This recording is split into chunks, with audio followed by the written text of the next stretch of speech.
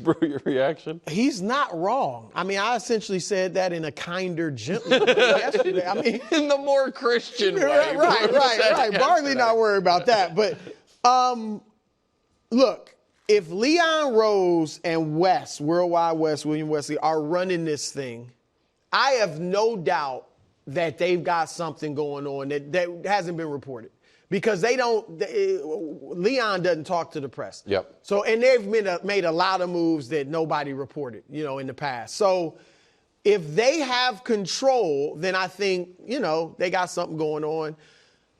But if Dolan's in control, and I think he is, because I don't know if you're going to defend this or not, Nick, but I don't see any other front office.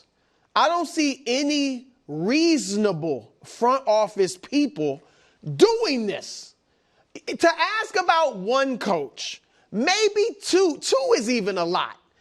To ask about a coach or two, though, that already have a job, that's one thing. Yeah, maybe you have an inside track. Right. Yeah. Like, he wants out. He's not happy. That What? 5?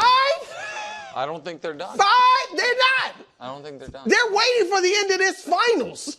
Rick Carlisle, Dagno, win or lose, one of them's probably getting the call as well. I would think Ty Lue. If I'm Ty Lue, I'm offended. Right. Yeah. Like, I have no doubt, honestly, I really believe this. If Michael Malone and Taylor Jenkins had not been fired, I bet you the Knicks would ask for permission to talk to them. I'm not even playing. They're out there, though, but we haven't heard anything else. This is lunacy right now. Now, again, we only see, half of what's going on. I am going to defend it. Okay. Nick, how? 5? Because no one has explained to me, if you are okay with the Twitter and talk show mocking that goes along with it, what is the downside to asking? And I disagree with Charles Barkley that you don't fire a coach without having a plan. The Nuggets and the Grizzlies did.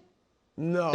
Yes. The Nuggets had a plan. Everybody knows David Adelman was a good coach in the making. Hold on. I agree with that. But do you think that the Nuggets fired Michael Malone saying Adelman's definitely our guy, or because of the small run they went on, they were like, we're firing him, and one of the reasons maybe at this very moment is so he gets a bit of an audition. The guy, the interim coach for the Nuggets, whose last name starts with 2 I's, who I always screw up, you know what I mean? He got a little bit of an audition. I understand that.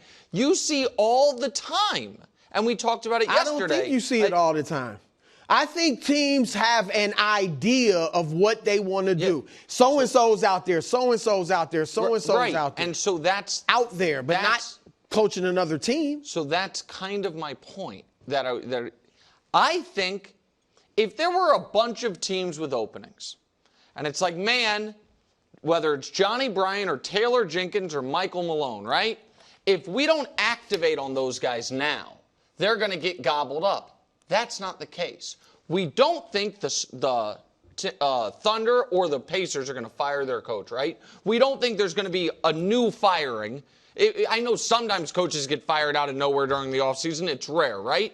Thibodeau. No. I mean, that was as surprising as some other firings would be. But the timing of it was standard, which is if a coach gets fired, it's typically within a day or two of the season ending, is my point. Like, it would be weird for a team that hasn't played in a month to fire its coach.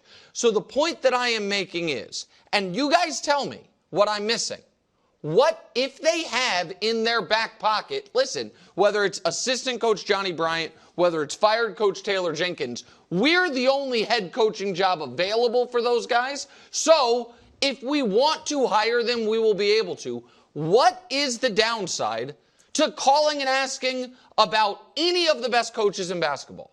Tell me. Well, I'll give you a few. One, it looks like whoever you hire was a 5th, 6th, 7th, 8th choice. Yes. That's number one, and that can shoot down his credibility with the team players. Okay, so that's number one. Number two, 4 of these 5 guys are not definite upgrades over Thibodeau.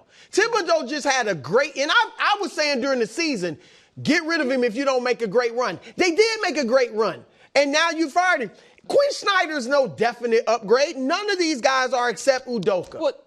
Agreed, but neither. But the day he got fired, you and I both said wouldn't have done it, but understand it. Johnny Bryant's not a definite upgrade, but you would say like that was something. But he brings something different.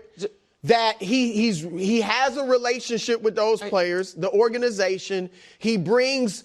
You're looking for an offensive change and guys that'll play deep into the bench. He brings both of those. Chris Finch might as well.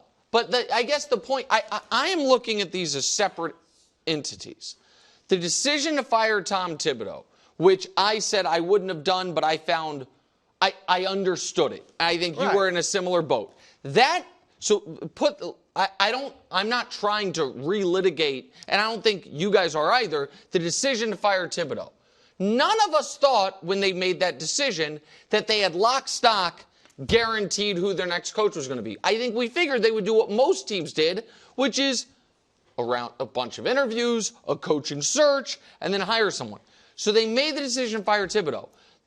Your point about if it undercuts the credibility of the players, I'll buy that. But I don't think there is much downside other than media mockery to being like, hey, can we interview Quinn Snyder? Can we interview Jason Kidd? Can we interview those guys? Like, you're looking at me like I'm crazy. What is the downside? Well, I would ask, then why don't you, here's my question, I'll throw it back to you. I think having it be embarrassing is something. Maybe it's undercutting your authority with the team. I just feel like it's an unprofessional way of doing things. Yes. You know, there's no real downside to wearing, flip-flops to a meeting. It just doesn't feel professional unless you are, of course, in a flip-flop company. Yeah. And then I actually think it is appropriate. Why don't you call any of the championship coaches?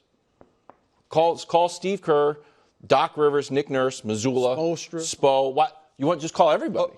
So here's if the thing. There's no problem. I think that Kerr, I think that they are not calling anyone that they are 100% certain they are not going to be allowed to interview.